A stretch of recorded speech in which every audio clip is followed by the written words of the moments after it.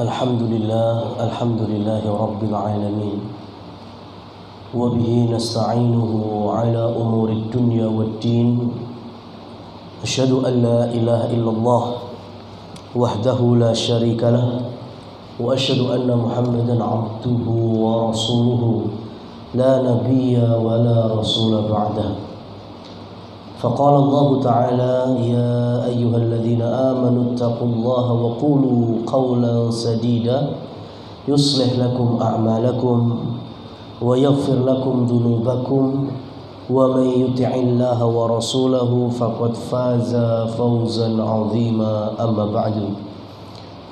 Kaum muslimin muslimat jamaah rahimani wa rahimakumullah, kita awali dengan memuji Allah setinggi-tingginya. Kita panjatkan puja dan puji serta rasa syukur kita kepada Allah yang telah memberikan anugerah dan nikmatnya. Salah satunya Allah mudahkan kita untuk kembali bermajlis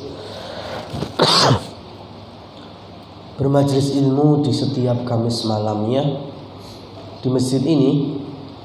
Dan insya Allah kajian akan kita lanjutkan meskipun secara pembahasan kitab Tauhid sudah selesai.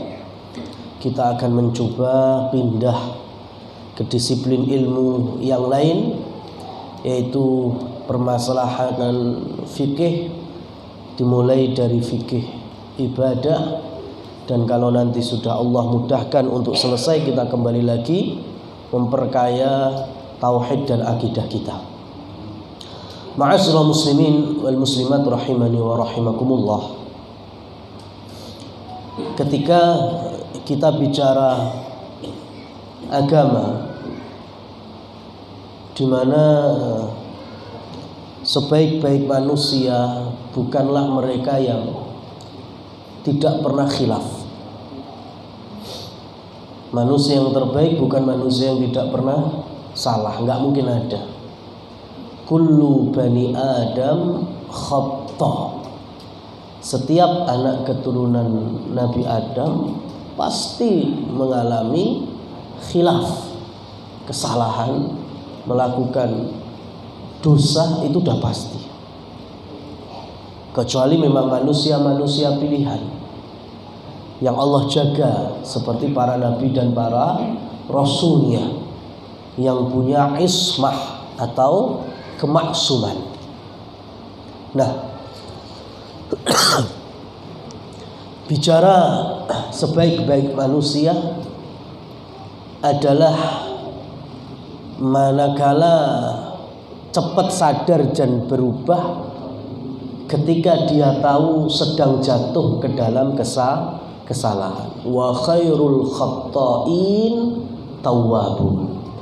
Dan sebaik-baik orang yang salah adalah orang yang bersegera untuk bertaubat, kembali kepada Allah Subhanahu wa ta'ala. Ini manusia terbaik. Jadi setiap ada perubahan pada kehidupannya, rumahnya, anak istrinya, kendaraannya, itu sebelum mikir yang macam-macam, dia terlebih dahulu introspeksi diri. Dosa apa yang aku perbuat? Kesalahan apa yang aku lakukan? Biasanya kendaraane adem ayem, itu kok rewel. Biasanya anak-anak mudah diatur, ini kok yo rewel. Orang yang berakal, muslim yang berakal itu sadar, ini pasti ada dosa yang aku kerjakan. Ini contoh manusia terbaik. Dan harapan kita ada di level ini. Ya, harapan kita ada di level ini. Karena ada level berikutnya. Orang-orang yang melihat dosa, ini kalau bahasanya para ulama adalah kadzubabin marra ala anfih. Jadi orang-orang yang melihat dosa ibarat laler, ya, kaya dene laler miber ngarep irung. Jenenge menungso ngerti laler gede napa cilik? Cilik. Laler miber ngarep irung enggak dipedulikan. Alah enek laler cilik. Ya, paling kur disawat ngene tok. Nah, itu golongan yang kedua dalam melihat dosa dan maksiat. Alah mung cilik kok. Sing lakoni ya ora kuraku tok, akeh tunggale. Nah ini bahaya ya. Kalau sudah menilai dosa bukan hanya saya yang melakukan. Wong kae yang nglakoni, wong kae yang nglakoni, wong kae yang nglakoni, akhirnya menilai sebuah dosa itu remeh. Makanya bahasanya para ulama menggambarkan kadzubabin marra ala anfih, ibarat laler yang lewat di hadapan hidung kita, enggak peduli. Cilik rapopo, sesuk nek laler lewat alah cilik rapopo. Sesuk nek laler lewat alah cilik rapopo. Jadi dosa-dosa dilihat kecil enggak masalah. Banyak yang melakukan bukan hanya saya sendirian. Penyesalan nanti di hari akhir, di hari pertanggungjawaban, ternyata yang kita anggap remeh ya di sisi Allah Subhanahu wa taala itu betul-betul dosa yang tercatat sebagai catatan amal keburukan. Nah, golongan yang kedua ini sudah mulai angel, Pak. Ya, diluruskan mulai susah. Karena ada pembenaran, wong sing melu-melu ora aku tok kok. Lah kaya tanggoku yo ngono biasa wae. Ya, lah Pak Kai yo kaya ngono biasa wae. Akhirnya dia mencari pembenaran dari sebuah kesalahan. Maka di dalam beragama sama. Ketika sesuatu hal yang betul-betul salah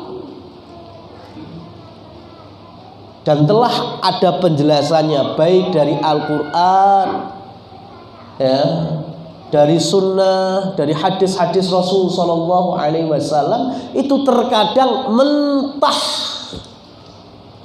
terkadang bisa kalah, Al-Quran kalah, hadis kalah hanya karena jarene tonggoni, umumi masyarakatnya.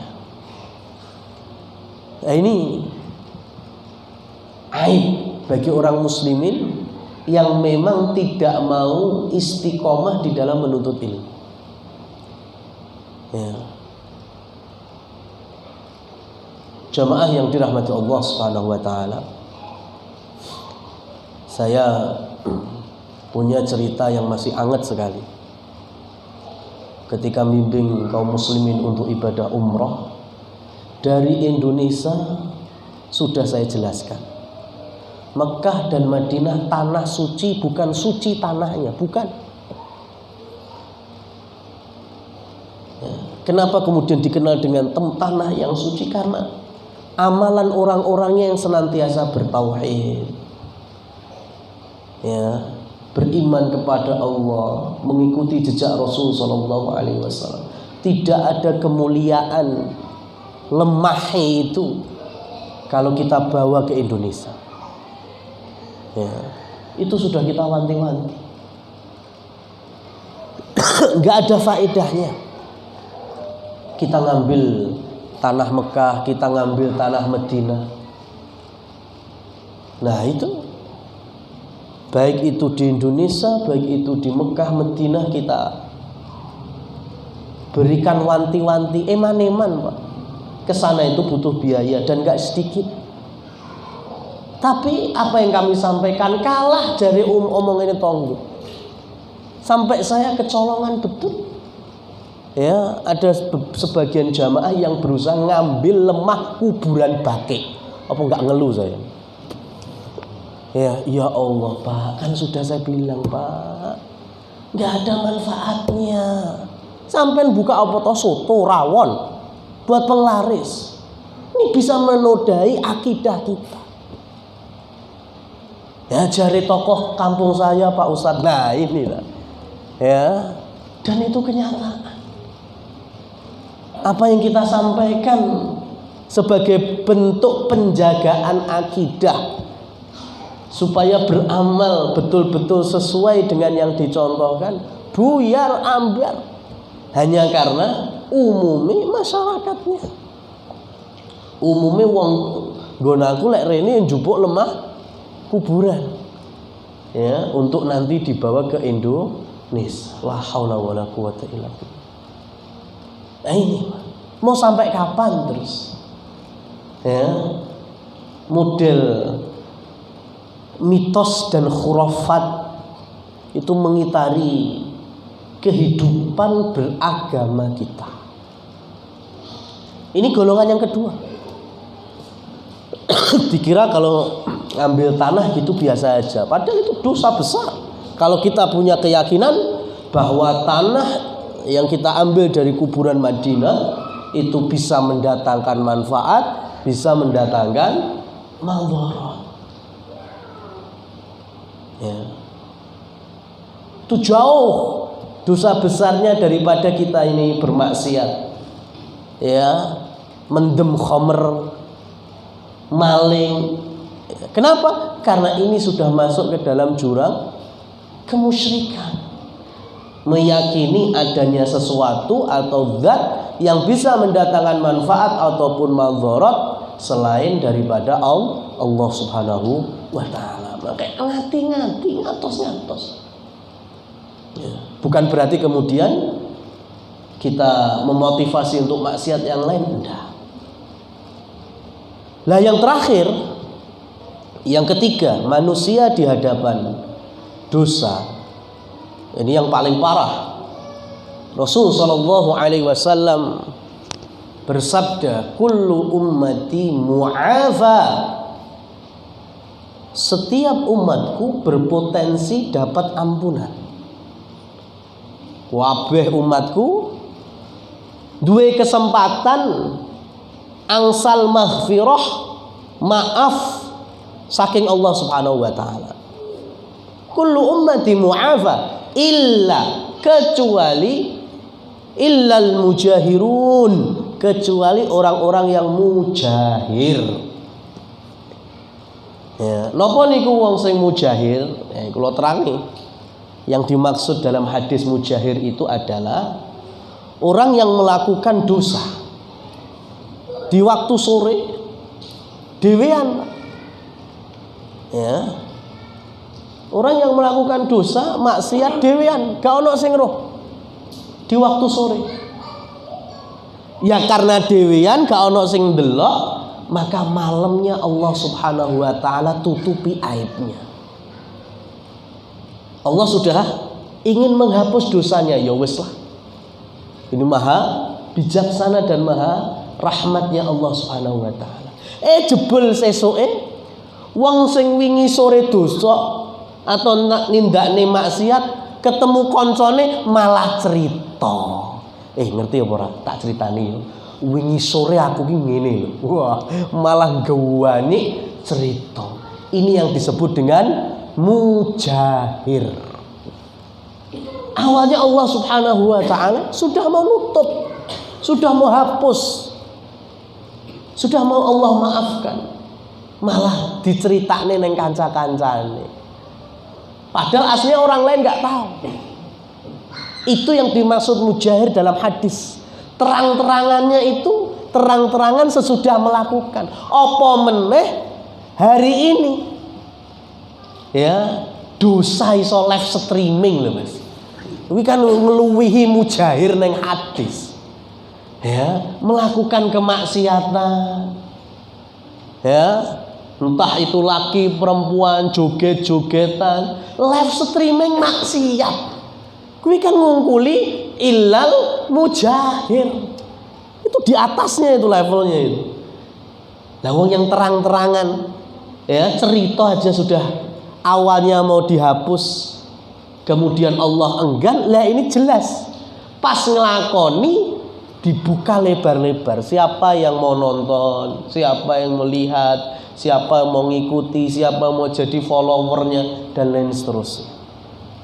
Nah ini lebih parah lagi. Ini termasuk orang-orang yang senang ketika melakukan kesalahan dilihat, ditonton oleh manusia yang lain. Naudzubillah.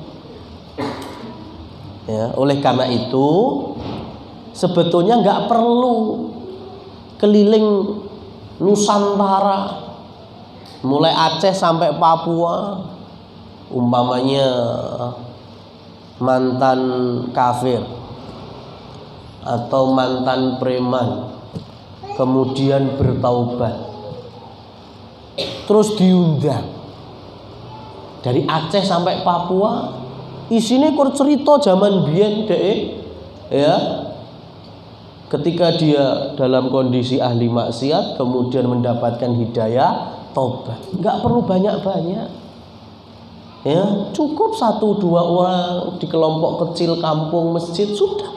Nggak perlu bikin tablik akbar, ya, bahas masa lalu ahli maksiat. Takutnya masuk ke dalam ini hadis kullu ummati mu'afa illal mujahir. Ma'asyiral muslimin wal muslimat rahimani wa rahimakumullah tabaraka wa ta'ala. Nah, ini sebagai muqaddimah kita sebelum kita nanti akan ngaji terkait dengan tata cara ibadah, dari bersuci, wudhu, mandi, ya, sholat dan lain seterusnya. Kok ternyata selama ini kita salah, selama ini kita kurang pas. Ya mungkin karena kurangnya ilmu kita. Ya makanya dengan kita bermajelis ilmu, alhamdulillah kita bisa mendapatkan keberkahan hidayah, dapat ilmu yang baru. Jangan kemudian kita yo ngertiku pokoknya koyong ini ngene wae. Nah itu kembali lagi tadi, jangan sampai kita melihat suatu kesalahan itu dianggap sepele, padahal sudah menaun, ya, sudah turun temurun dan lain seterusnya. Nah, beda kalau itu ada pada Rasul Shallallahu Alaihi Wasallam. Rasul memang Allah jaga, ya, tapi kalau dari sisi kemanusiaannya beliau, ya, sisi manusiawi, karena beliau juga mengatakan ana basyarum mislukum, aku ini manusia sebagaimana kalian manusia. Dan di saat beliau jauh sebelum dilantik menjadi nabi, jauh sebelum usia 40 tahun, ya, ini sisi manusiawinya Rasul Shallallahu Alaihi Wasallam. Rasul pernah bercerita kepada Ali bin Abi Thalib. Rasul cerita, wahai Ali, dulu di usia beliau itu 12 tahun, 10, 11, 12, aktivitas beliau apa? Angon kambing. Kambingnya siapa? Warga Mekah. Jenenge angon itu biasanya di perbukitan yang ada beberapa tumbuhannya, jauh dari wilayah Mekah itu sendiri. Nanti kalau sudah mana atau bisa diambil di perah susunya, Rasul Shallallahu Alaihi Wasallam mendapatkan qororit, beberapa recehan dirham. Ini gaji beliau. Dan beliau nggak sendirian, ada beberapa kawan yang berprofesi yang sama, yaitu angon kambing warga Mekah. Nah, ketika sudah menjadi nabi, beliau bercerita kepada Ali, ma hamamtu biqabihin mimma yahummu bihi ahlul jahiliyati illa marrataini. Aku tidak pernah ada keinginan melakukan hal yang buruk sebagaimana yang dilakukan oleh orang-orang jahiliyah. Ya. Di sini disebutkan qabih, itu hal yang jelek, hal yang buruk. Jadi Rasul itu aslinya nggak mau melakukan hal yang buruk sebagaimana yang dilakukan oleh orang-orang jahiliyah, khususnya anak-anak remaja. Ya, usia 10 sampai usia 12 tahun itu kan anak-anak mulai ABG, pubertas. Tapi secara sisi manusiawi, beliau akhirnya yo pengen lah pisan-pisan ngerasa nih. Apa yang beliau lakukan? Qultu lailatan li fata min Quraisy. Suatu malam, jenenge angon wedhus niku kan kur esuk ngantos sore. Malam sudah free, wedhus-wedhus iso turu. Beliau berkata kepada teman podo angone, absirli ghanami hatta asmura hadhihi lailata bi Makkah kama tasmurul fityan. Tolong ya, Rasul bilang ke kancane ini, tolong jogonen wedhus-wedhusku, pantau kambing-kambingku. Aku meh lungo, aku meh medun. Nyapa? Aku meh begadang sebagaimana anak-anak remaja Mekah begadang. Jadi begadang malam itu definisi Nabi itu udah perlakuan buruk loh, Mas. Wi rong isine apa wi? Lagi lek-lekan tok itu. Melek bengi enggak ada manfaatnya, Rasul sudah menyebutnya sebagai qabih, hal yang buruk. Padahal beliau belum tahu itu isinya begadang itu apa. Maka beliau turun akhirnya, ninggalin kambing-kambingnya, dipasrahin kawan. Kemudian beliau turun sampai ke Mekah. Fa kharajtu hatta ji'tu adna darin min duwari Makkah. Maka sampai aku berjumpa di salah satu rumah-rumah yang ada di sekitar Mekah. Fasami'tu ghinaan wa sauta dufufin wa mazamir. Tiba-tiba aku mendengar suara nyanyian, alunan musik dan seruling-seruling. Ternyata begadangnya isinya seperti itu. Nah, ini Rasul pengen nyoba nih pisan-pisan melu bocah-bocah nom Mekah. Fakultu ma hadza. Maka Rasul bertanya kepada orang-orang yang ada di sekitar situ. Ini apa-apaan ini? Rame-rame, nyanyi-nyanyian, joget-jogetan, alat-alat musik dan seterusnya. Qalu fulan tazawwaja. Ada resepsi nikahan. Pemuda Quraisy menikah dengan perempuan Quraisy. Falahautu bidzalik hatta ghalabatni aini fanimtu fama aiqadhani illa masyasyams. Tiba-tiba Nabi Muhammad ngantuk berat, sak ngantuk wabot mripate, dan beliau tidur di TKP itu. Bangun besok harinya srengenge wis meletek panas. Ini penjagaan Allah Subhanahu wa taala untuk Nabi. Sisi manusiawinya pengenlah ngerasane pisan-pisan nongkrong dengan anak-anak muda Mekah. Tapi Allah tidak ridho. Ini calon nabinya, calon penutup para rasulnya. Ini harus dibikin sesempurna mungkin. Maka Allah jadikan Rasulullah SAW ngantuk sengantuk-ngantuknya sampai ketiduran dan bangun keesokan harinya wis panas. Kemudian ngapain? Ya langsung kerja aktivitasnya, langsung cari kambing-kambing yang lagi, angon kambing sampai waktu sore malam hari. Diulangi oleh Rasul SAW. Tsumma fa'altu lailatan ukhra mithla dzalik. Beliau pun di waktu malam kondo meneh neng kancane, tulung jogonen wedhus-wedhusku. Aku meh medun, aku meh nongkrong begadang. Turun ke Mekah, ya, beliau mendengar alunan-alunan musik dan joget-jogetan lagi.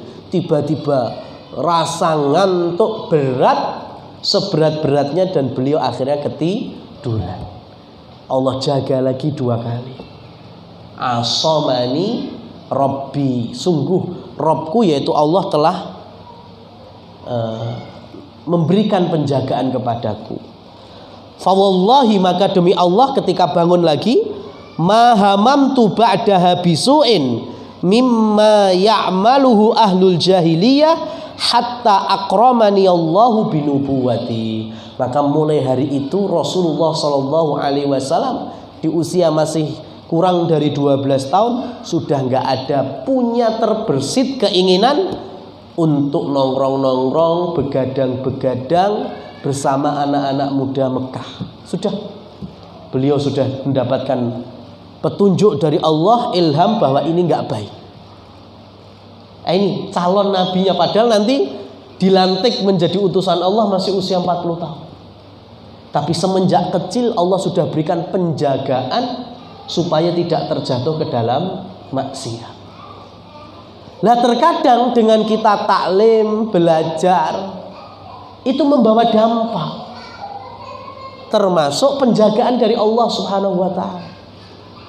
Contohnya rasa ngantuk juga sama, Pak. Gitu. Jenengan wangsul bibar isaan jam 8:30 wis ngantuk. Sare, wah itu nikmat, Pak, malah. Daripada jenengan malah kelayapan, begadang ya lek-lekan enggak ada manfaatnya, malah bisa mengundang dosa dan maksiat. Rasa ngantuknya itu berarti penjagaan Allah kepada kita. Sing penting pas wayahe jam 8:30. Ampun sakniki malah ngantuk ya repot ya. Kula ngomong dhewe. Ya. Ngantuknya habis isya. Wah itu nikmat.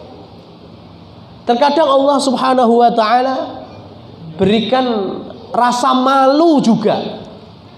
Ya, terlebih untuk anak-anak generasi hari ini, Masya Allah, sudah banyak kaum muslimin menyekolahkan di tempat-tempat yang baik, tempat-tempat yang bagus secara akidah, ya, secara metode beragamanya bagus, sudah tahu, ya, hak-hak antara muslim dan muslimah. Lek ketemu lawan jenis, ya, ada rasa malu, ya. Lek sing lanang ketemu bocah wedok ketemu bocah lanang, ya, itu sudah ada rasa malu, menundukkan pandangan. Wah itu disyukuri, Pak. Nikmat itu.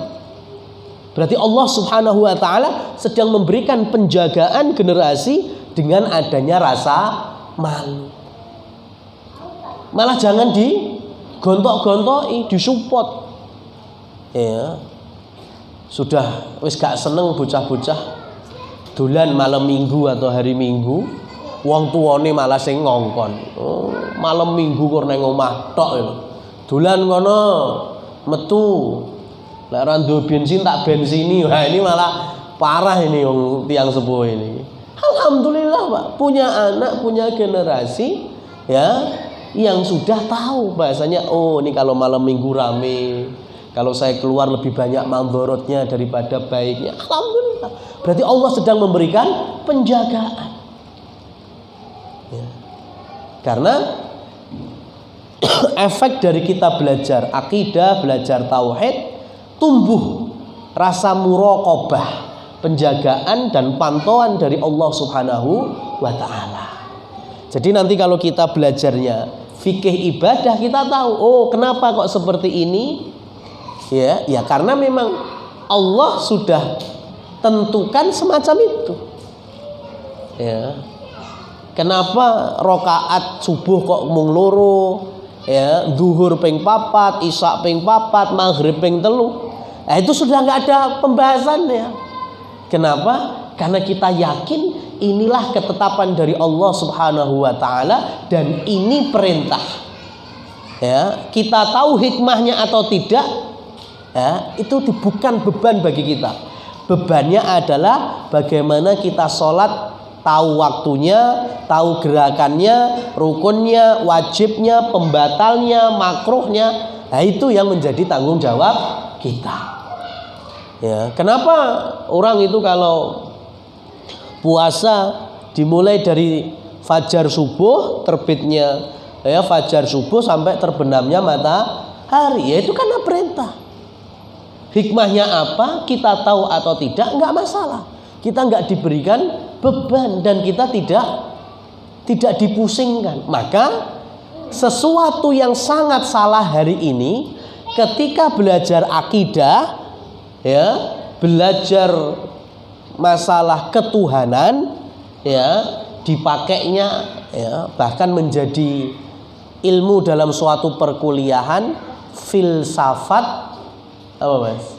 Ya, teologi, ya, filsafat pemikiran, perbandingan agama. Ini sudah kesalahan pertama. Kenapa? Karena kalau bicara syariat, khususnya akidah atau tauhid, itu mentoknya di mana? Di hati. Ya, maka definisinya paling gampang. Mulai dari al-isbat bil janan, yakin dari hati, kemudian kita ucapkan secara verbal lisan, wa qaulu bil lisan, baru kita aplikasikan dalam amal ibadah anggota badan, wal a'malu bil arkan, sudah. Tapi kalau kita bicara di perkuliahan hari ini, ya, akidah kok menjadi perbandingan agama, filsafat pemikiran, akhirnya dipikir. Dan mikir itu pakai apa? Otak. Dan tidak semua yang Allah, ya, berikan syariat apalagi terkait dengan tauhid itu bisa masuk di akal. Jadi kesalahan terbesar hari ini bahas akidah pakai akal. Padahal yang diminta sampai di hati. Kalau nggak masuk akal bisa dibantah. Ya, kalau nggak masuk di, ya, logika berpikir, gimana Allah turun dari langit? Gimana Allah itu di arsy? Berarti Allah butuh kursi, butuh arsy. Akhirnya dipikir rusak akidah. Karena yang kita butuhkan hanya sami'na wa ata'na.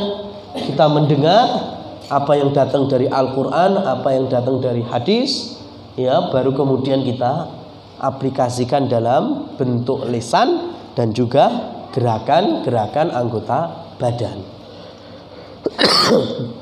Ma'asyiral muslimin wal muslimat rahimani wa rahimakumullah. Selanjutnya yang tidak kalah penting terkait dengan nas-nas, dalil-dalil dalam fikih nanti memang ada kaitannya dengan adat atau angka. Dan itu tidak banyak. Dalil yang ada angkanya itu enggak banyak, sedikit. Tapi sedikit itu banyak dilalaikan. Contohnya, ya, yang paling masyhur aja. Muru auladakum bis shalah wa hum sab'u sinin. Wadribuhum wa hum 'ashru sinin. Wa farriqu bainahum fil madaji'. Perintahkanlah, ajarilah anak-anak kalian sholat usia mereka berapa? 7. Cetop banget itu usia berapa? 7 tahun. Gak banyak Pak, hadis mengasih angka itu gak banyak, sedikit. Tapi sedikit ini yang banyak orang luput, gak mau fokus. Padahal ngajari anak 7 tahun sholat itu kan komplit itu. Sholat, sebelum sholat ada apa? Wudhu. Anak-anak laki-laki diajarkan sholatnya di masjid. Di masjid ada adab di dalam masjid, adab sholat. Ini kan semuanya masuk dalam hadis muru auladakum bis shalah wa hum sab'u sinin. Mereka usia 7 tahun. Dan kalau sudah 10 tahun kok nggak mau sholat, diberi pelajaran, ditegasi, dipukul. Boleh mukul, tapi bukan pukulan mencederai. Pukulan takdib, pukulan yang hanya bikin shock terapi saja, bikin kapok, nggak sampai memar, nggak sampai mendolimi, menyakiti, atau sampai patah tulang, enggak. Ya. Itu usia 7, usia 10. Hari ini banyak orang kemudian usia 7 tahun diminta oleh syariat ngajari anak-anak sholat. Wah, sik cilik, ya, masih anak-anak. Nanti usia 10 tahun juga nggak ditegasi. Ya, sampai akhirnya generasi itu sudah ada di jenjang SMA misalnya. Di konsolat wangel, digugah subuh angel, Jumatan ya ora budal-budal. Ujung-ujungnya datangi ustaz, minta solusi. Pak Ustaz, minta solusinya. Solusi napa Bapak Ibu? Lare kula niku lho wangel banget dikongkon salat. Padahal wis SMA.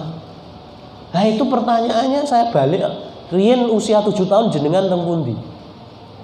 Ya, usia 10 tahun jenengan teng pundi? Ya, kekecewaan hari ini adalah bayaran karena dulu meremehkan usia 7 tahun itu. Dulu meremehkan usia 10 tahun itu. Karena hadisnya jelas dan gak mungkin Rasul menyampaikan 7, Rasul menyampaikan 10, gak ada hikmah dan pelajaran besar di belakangnya. Hati-hati. Peh sik 7 tahun, sik cilik akhirnya nyantai-nyantai. Boso wis nyelot gede baru kita susah. PR-nya lebih banyak. Ya sudah, karena kita nggak mau mencoba mempraktekkan apa yang sudah digariskan oleh Nabi Shallallahu Alaihi Wasallam. Di dalam Al-Quran angka itu dikit, paling cuma warisan itu diantaranya 1/2, 1/4, 1/3, 1/6, 2/3, ya. Tapi nggak banyak kaum muslimin yang mau menggunakan. Pengen pokoknya pukul rata, anak kabeh podo, bosing lanang, bosing wedok. Akhirnya beberapa waktu kemudian enek sing gak terima, akhirnya menjadi masalah, baru datang lagi ke ustaz, ya minta solusinya. Ya Qur'annya dikemanakan? Ketika Allah sudah bahas jatahmu separuh, jatahmu seperempat, jatahmu 2/3, kenapa nggak dipakai dulu? Kenapa hawa nafsu yang berbicara?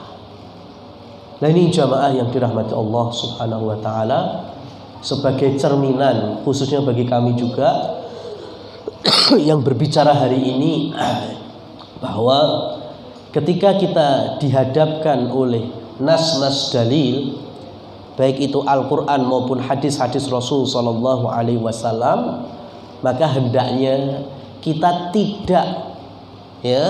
tidak terpicu oleh hawa nafsu terlebih dahulu, tapi kita mencoba kenapa Allah berikan halal untuk perkara ini, haram untuk perkara itu, Rasul bolehkan ini, Rasul bolehkan itu. Ya, karena di dalam masalah fikih terlalu banyak sesuatu yang mungkin kita sudah anggap biasa, padahal itu suatu larangan. Ya, sebagaimana dalam masalah la yabulanna ahadukum wala yaktasilu ahadukum fil ma'id daim. Ya, janganlah di antara kalian kencing ataupun mandi wajib di air yang menggenang. Nah, di sini air menggenang berarti nggak boleh kita mandi di dalamnya.